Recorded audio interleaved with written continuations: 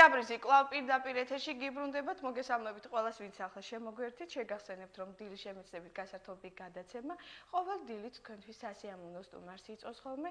თუ თქვენ გაინტერესებს საუბარი გამომცემლობაზე, თუ გაინტერესებს საუბარი პოეზიასა და ლიტერატურაზე, მოგვისმინეთ ჩვენ დღეს სტუმრად. დილის კაპრიზის პირდაპირ ეთერში გყავს გამომცემლობა უქიმერიონის დირექტორი, პოეტი, ახალგაზრდა მანდილოსანი, ნათია ჯიმშელეიშვილი. დილამშვიდობისა. დილამშვიდობისა, მოგესალმებით, მიესალმებით სრულიად ქუთაისს. ნათია, როგორ განწყობაზე ხარ ამ დილით და საერთოდ დილა შენთვის რამდენად ხალისიანია? რა თქმა უნდა, კარგ განწყობაზე ვარ, იმიტომ რომ ვარ თქვენი სტუმარი.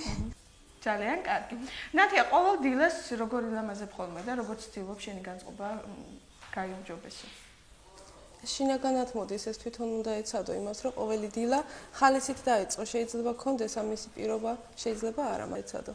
და ახლა ჩვენ შევეცადოთ, რომ მაყურებელს ხალისიანი დილა გაუთენოთ, ამისათვის ალბათ შენი პოეზიიდან ერთ-ერთი ლამაზი ლექსი გამოგვედგება. მე იმ ფოთლების შრიალი მიხმობს, შენ სამოსუნთქვას რომ მომაგონებს. უაცრად გულში ადგილს რომ გითმობს, ფიქრის დროსაც რომ არ დაგაღონებს. რაღაც იმღვრევა ჩემში ფერებად და ნარისტოტებს ცვივა ეკალი.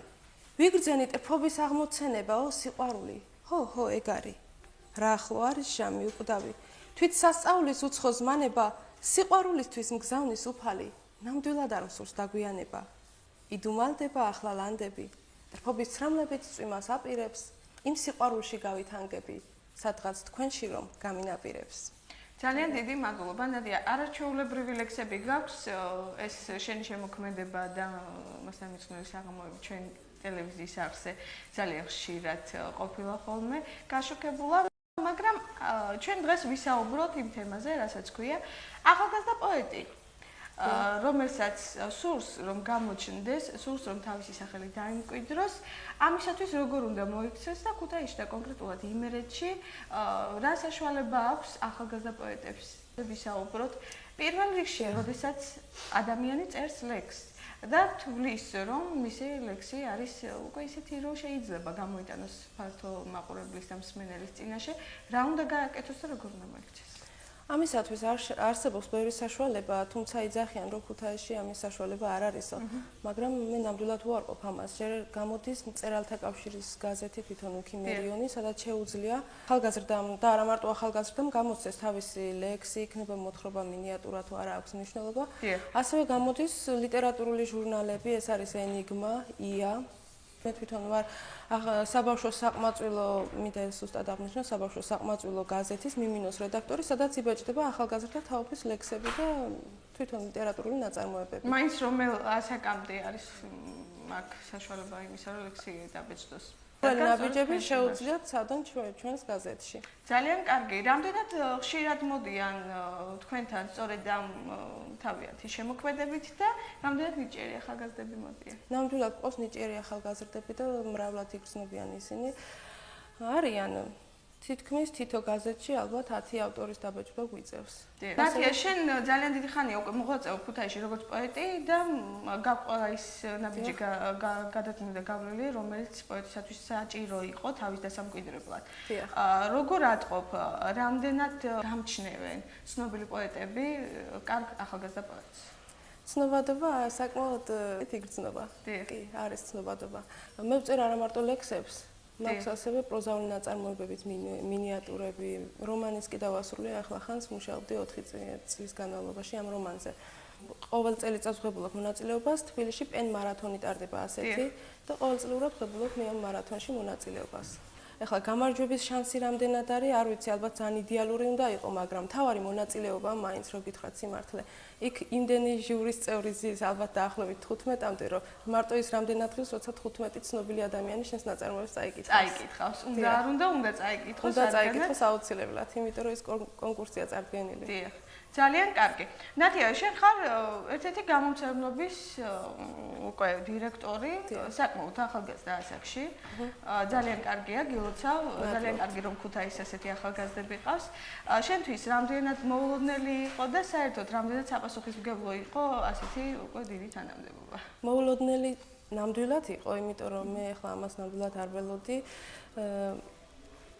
პირველი ინსტიტუტი როცა დაამთავრეს იყო დაწყებითები პედაგოგიკის უკვე პედაგოგიურად მაქვს დამთავრებული და ეს მეორე თავრობდი უკვე ჟურნალისტიკას, მეორად განათლებას და ვიყავი მესამე კურსზე, როცა ამ თანამდებობაზე დავინიშნე. სრულიად შემთხვევით მოხდა შემოთავაზება, ეძებდნენ კანდიდატს, ამ გამომცემლობის დირექტორი გახდათ პოეტი ზურაბ კუხიანიძე და 3 წელი აღარ ფუნქციონირებდა ეს გამომცემლობა და ამიტომ ეძებდნენ უფრო ახალგაზრდა და ნათია ჯიმშელიშვილი დათიასთან მაყურებელი არის ახლა კითხვით დილამშვიდობისა თქვენ პირდაპირ ეთერში ხართ მოგესალმებით დილამშვიდობის ალბათონო ნინო ჩემს ნაციას მინდა მიულოცო დღევანდელი დღე ბედნიერება მინდა უსურვო არის მშვენიერება მუზა ჩვენი და მე მინდა გული და სულით მის შემოქმედებას დიდი პატივისცემი, დიდი სიყვარულით მოვეფერო და მის ლექსებზე რამოდენიმე ასე როდესაც სიმღერა ამიჟღერებია, ასე რომ მე მგონი მიცანით, უსურვებს გამარჯვებას და ყოველივე კარგს.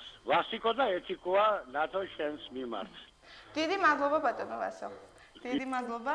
დიდი მადლობა სუხთიმეს ბატონო ვასეს და მოვიკითხავ აქედან. ძალიან კარგი, ალბათ არაჩვეულებრივია, როდესაც ქუთათურები ერთმანეთს ასევე ფერებით და რა თქმა უნდა, როდესაც ცნობილი უკვე პიროვნებები ახალგაზრდებს ასე აფასებენ და ახლოს არიან ჩვენთან მხარს გვიმაგრებენ. მინდა აღვნიშნო, რომ ბატონ ვასილ კოკელაძესაც ჩემს ლექსებზე არაერთი სიმღერა აქვს შექმნილი და ის არის ძალიან ნიჭიერი კომპოზიტორი. მეც ძალიან ახლო ურთიერთობა მაქვს მასთან, როგორც შემოქმედთან. დიახ, ძალიან კარგი. და ნათია ვსაუბრობთ ჩვენ შენს დირექტორობაზე გამომცემლობაში, ეს იყო შენთვის ალბათ ყველაზე წარმოუდგენლად კარგი მიღწევა. ნამდვილად ამასაკში. ამასაკში. როგორც დირექტორი გამომცემლობისა, როგორ ფიქრობ, რამდენად კარგი საშუალება არის დღეს გამომცემლობის მხრიდან, რომ ხარისხიანი და კარგი წიგნი გამოუშვას ახალგაზრდამ? ამ კითხვაზე პასუხი რა თქმა უნდა მაყურებლის კითხვის შემდეგ დილამშვიდობისა თქვენ ხაზზე ხართ. ხაზზე ვარ. მოგესალმებით. ალო. მაპატია. მაყურებელთან დაკავშირება რატომღაც ხერხდება, გამარჯობათ, მოგესალმებით. ნათია ჯიმშელიაშვილს და ქუთათურებს მიუმართო, რომ ძალიან საინტერესო და ძალიან ნიჭიერი ახალგაზრდა პოეტი არის ნათია ჯიმშელიაშვილი. დიახ. ნათია ჯიმშელიაშვილი არის ყოველ მხრივ განათლებული ახალგაზრდა. ესე იგი 20 წლის ასაკში მან გამოუშვა წიგნი. ეს იშვიათობაა ქუთაისში. მაგრამ მე მინდა მადლობა გადაუხადო ტელევიზიას იმისათვის, რომ აი ასეთი გადაცემები კეთდება და ქუთაისის ტელევიზია ძალიან გააქტიურდა. ეხლა ნათია ჯიმშელიაშვილი განათლების მუშაკთა სახლთან არსებულ პედაგოგთა შემოქმედების სალონში მოვიდა ჩვენთან და იმ წუთში იგრძნობა, როდესაც ამ ახალგაზრდას გაესაუბრები, რომ ეს არის უდიდესი პერსპექტიული პოეტი. მაგის პატარა წიგნი რომ გადაშალოთ და წაიკითხოთ, როგორი ლექსები აქვს ნათიას, ყველა ასე თეთრი შურით აღივსება ყოველთვის. ეხლა შემიძლია გითხრათ ის, რომ შეიძლება სადღაც ვიღაც დაეჭოდეს იმაში, რომ აი ასეთი ახალგაზრდას როგორ ჩააბარეს ასეთი დიდი პოეტის, ჭეშმარიტი პოეტის ზურაბ კუხიანიძის გამომცემლობა. არავის შეეპაროს ეჭვი. თუკი მე ვინმე მენდობა და ალბათ დოდო გაბრიჩიძეს იცნობს ქუთაისი, იმიტომ რომ მთელი ჩემი ცხოვრება ახალგაზრდობას ვემსახურებოდი და ვემსახურები დღესაც. უდიდესმა პოეტმაც კი ნათიას გამომცემლობაში რომ მიიტონოს გამოსაცემად წიგნი, იცოდეთ რომ ის იმ დონეზე იქნება, როგორიც ზურაბ კუხიანიძის დროს იყო. მივესალმები ჩემს ნათიას და უსურებ ჩემს ქალაქს, რომ ასეთი ახალგაზრდები, ასეთი პოეტები, ასეთი ყოლოდეს ძალიან ბევრი. ძალიან დიდი მადლობა ქალბატონო დოდო თქვენზე ნათია. კარგად იყავით და მადლობა კიდევ ერთხელ ტელევიზიას. აი შესაძლებელი ტელევიზია არის ქუთაისში. არაფრით არ ჩამოუვარდება თბილისის ტელევიზიას, ქუთაისის ტელევიზიას. მადლობთ. თქვენზე ძალიან ბევრი ვისაუბრეთ. ძალიან კარგი რომ ქუთაისს ასეთი კარგი ადამიანები ჰყავს და ალბათ ქალბატონი დოდოს იცის მთელმა ქალაქმა მისი პიროვნება და სწორედ ასეთი პიროვნებები ამჩნევენ ისეთ ნიჭიერ ახალგაზრდებს როგორც შენახად ნათია და მათი წყალობით უკვე სწორედ ხაბატონ დოდოს დამსახურებაა, რომ დღეს მე გამომცემლობა უქიმერიის დირექტორი ვარ და ამისთვის დიდ მადლობას ვუხდი ხაბატონ დოდოს. დიახ. ყოველთვის ალბათ მადლიერი ვიქნები მისი. მინდა აღვნიშნო, რომ ეს იყო თავიდან პირველი გამომცემლობა საქართველოში. გამომცემლობა საბჭოთა საქართველოს და ქუთაისის ფილიალი გახლავთ ეს, მაგრამ შემდეგ მისმა დირექტორმა ყურაპუხიანიძემ მას შეუცვალა სახელი, რადგან გამომცემლობას ლიკვიდაცია ემუქრებოდა და ის გადააკეთა შეპესეთ. აქედან დღეს ამის დამსახურებაა, რომ დღეს ეს გამომცემლობა არსებობს. რა თქმა უნდა, არ შეცვლილა არაფერი გარდა რედაქტორისა, დირექტორისა. ჩვენ დიდ პასუხისმგებლობას ვგრძნობთ თითოეული ავტორის მიმართ და ასე რომ ვცდილობთ იმას, რომ კითხველს მაღალი დონის და მაღალი გემოვნების არა, სამისათვის წასვლა აუცილებლად დედაქალაქში ქუთაისში და ძალიან კარგად მოგებსახურებია. დიახ, რა თქმა უნდა. და მაყურებელი კლავ პირდაპირ ეთერში ხაზზე დილამშვიდობისა მოგესალმებით. ალო? დიახ. ალო? გისმენთ? მოგესალმებით უპირველესად. ჩემო ნათია და ნინო. დიახ. აღფრთოვანებული ვარ. იმდენი რამ ილაპარაკა ქალბატონმა დოდო, მე თქვენ ახლა წუთებს არ წაგართმევთ. ოცნით, გეფერებით, მიხარია რომ სწორედ ნათია ის პირველი ვარსკვლავი, რომელმაც მოიპოვა თავისი იმიჯით, თავისი მცდელობით, თავისი ნიჭიერებით ეს დიდი ადგილი.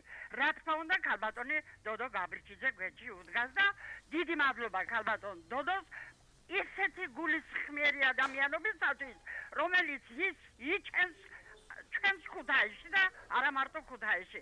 მოგესალმებით, ჩემო ნათია, ჩემო საყვარელო, ჩემო პერსპექტიულო, უნიჭიერესო გოგო. თქვენ ამიტომ ხართ, კარგი რომ ძალიან კარგი მშობლები ხართ, ახალგაზრდა მშობლები. როგორ დაძმა ისე გიდგანან გვერდში და ამიტომ თქვენ მუდამ გამარჯვებული იქნებით და ღმერთმა გაქციოთ წინ გაგაბწვინოთ. თქვენი ჯანიკო გაბუნია.